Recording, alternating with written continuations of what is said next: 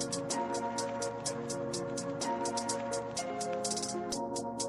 like to welcome Hillary O'Connor Mueri. She's fighting to get Ohio's 14th representative district, and my name is Kathy Davidson-Lambre, and I represent the caucus, the Veterans and Military Families Caucus of Democrats Abroad. So welcome. Thank you so very much. It's a real honor to be here, and I just really appreciate you taking the time to speak with me today. Well, it's our pleasure. Okay, I'm going to go down a little list and maybe add one or two little questions. So you served on the USS Theodore Roosevelt during your tour of Iraq.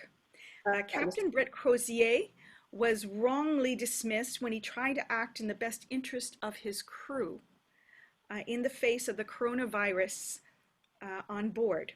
What will you do or are doing to support the people in your own district during this pandemic? Yeah, I think that the issue with Captain Crozier was one of the turning points in our way of addressing this virus. We saw a captain who really lived up to those military standards that we like to talk about as our core values: honor, courage, and commitment in the Navy. Despite reaching no advancement with his seniors, he really went out of his way to make sure that he did everything in his power to take care of his crew who were facing this horrible virus running like wildfire through his ship. And this was so early on in the process that we didn't even know exactly what to expect from it. And then we find out too recently that the president at that very moment in time was calling it a plague and talking about how horrific it was and how it just tears you up, at the same time minimizing it in public and shaming this captain for trying to protect his people. And I think that that's a great object lesson for anyone who's a leader, whether it's in the military or in civilian service or in public service, like I hope to be, that you need to put the needs of your people first and foremost, and make sure that you're working hard to take care of them. We saw the Republican members of Congress were briefed at that same time by members of the intel community, and they did not see fit to share that with their constituency. And I find that absolutely horrifying as one of those constituents, that we're being told it's a hoax and it's something to be minimized. And we've turned even the simple fact of mask wearing into a political litmus test, when studies show that that's maybe the best way to prevent the spread of the virus, even perhaps more important than the development of a vaccine. If we could get mask usage up to the 90% range, we probably could get this entire virus under control in a matter of months. We could get our economy back on track. We could protect the health of our citizens, our children, our seniors. But instead, we've turned it into this strange power game between people. We see the congressman sitting in my seat going out to public events without a mask, and therefore giving the nudge, nudge, wink, wink. It's okay. Do as we do, not as what they say.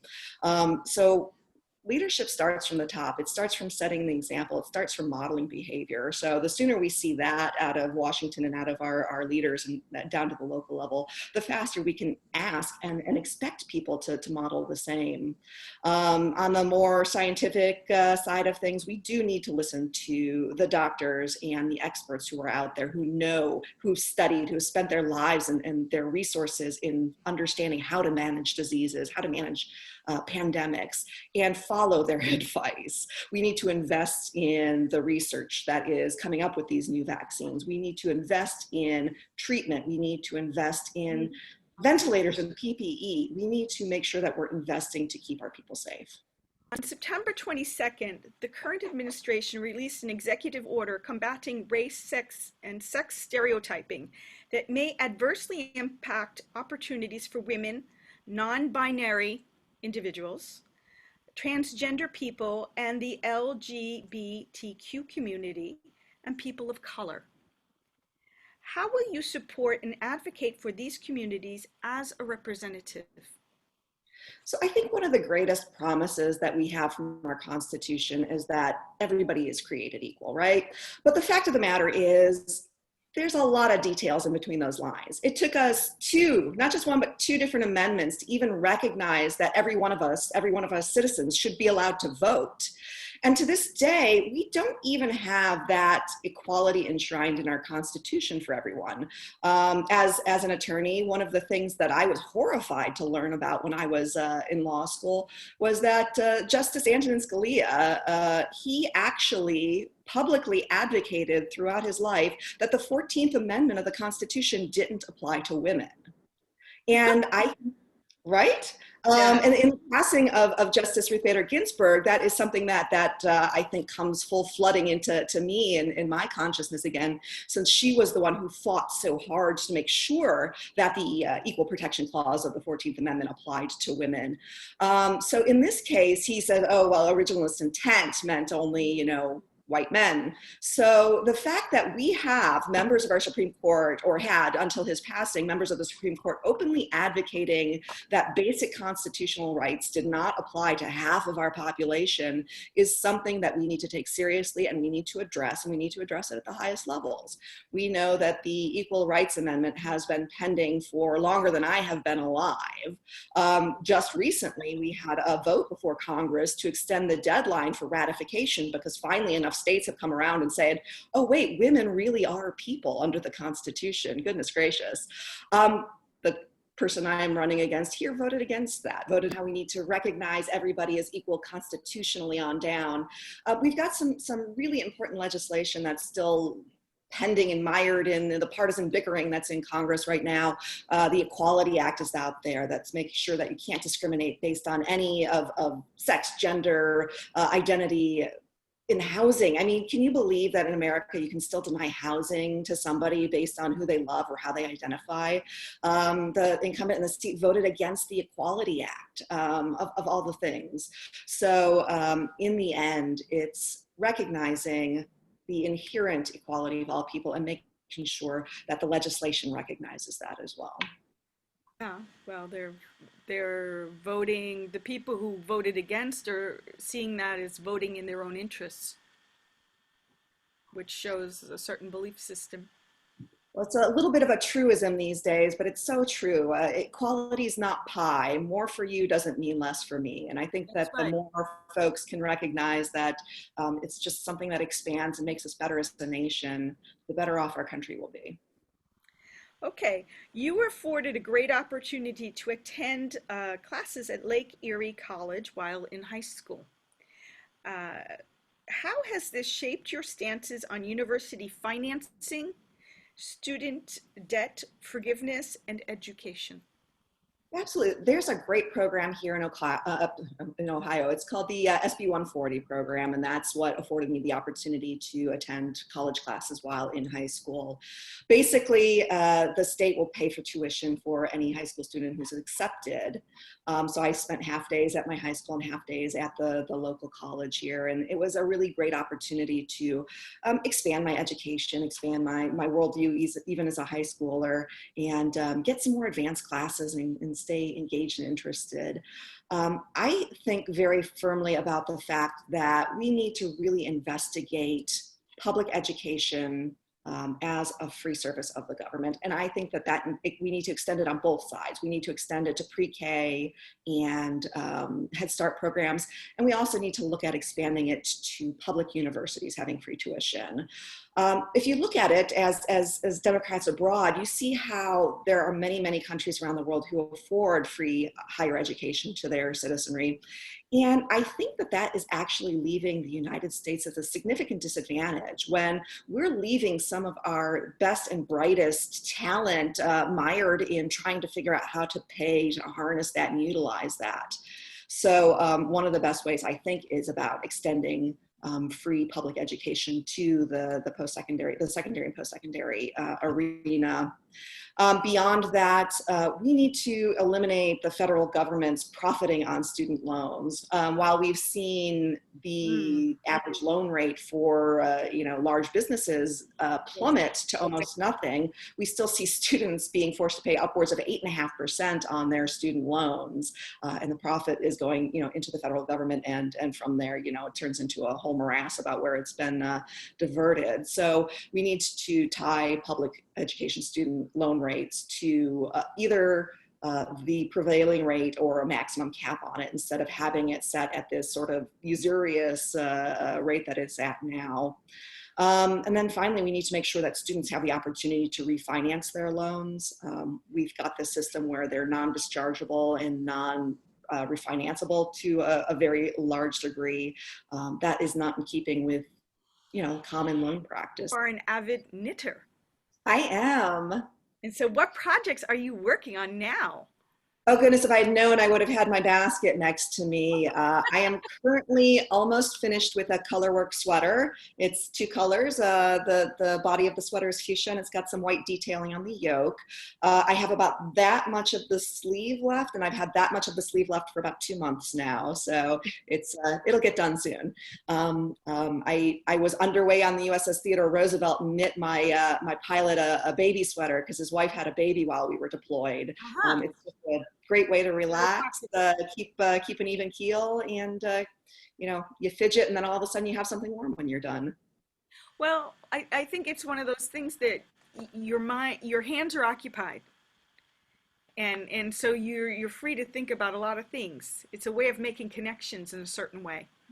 Well, I feel the same thing know that it activates the same centers of your brain as meditation. So, yeah. And it makes sense to me because it's repetitive. There's a lot of counting involved, and like you said, it just sort of frees you up to make connections as well as knits and pearls. I guess I'd really like to ask you about if you were elected, and I just lost my questions again, but I'll just wing it.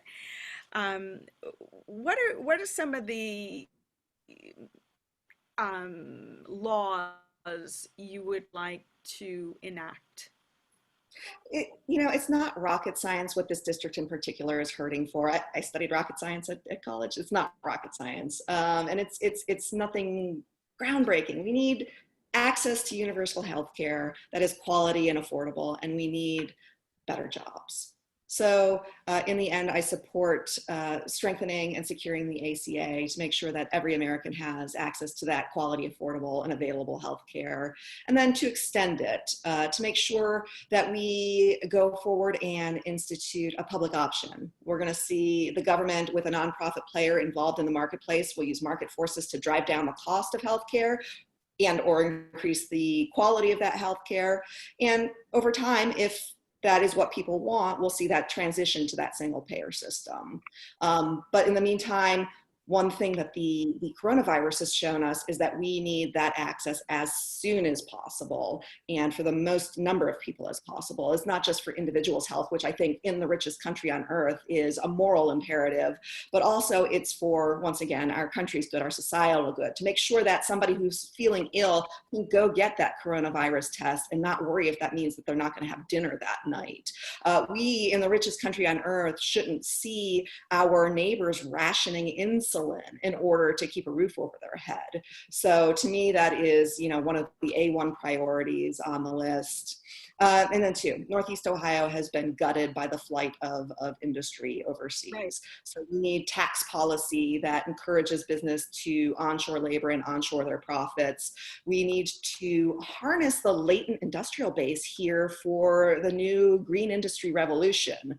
We're here on the shores of Lake Erie, so we feel the effects of global climate change very, very strongly. We feel the effects on our agriculture. We feel it in the algal blooms that are taking over the lake. So we have this win-win opportunity to get our labor force involved in this great opportunity, this new economy that's just waiting to happen.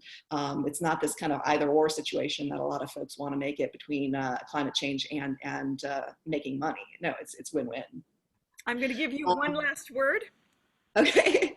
I'm just honored to be here, and as a former Democrat abroad, I am beyond grateful for your support. And everybody, please request your ballots if you haven't already. There's days left for some people, and make sure you get them back in the post as soon as possible. Your voice does matter, even from abroad, and make sure that you take advantage of it. It's our most basic right. If we weren't a loud voice, they wouldn't be trying so hard to take it away from us. That's true. And I will say my last 3 words: Toro, Toro, Toro. Best of luck to you. Thank you so very much, Kathy. You have a really great day. You too. Bye-bye.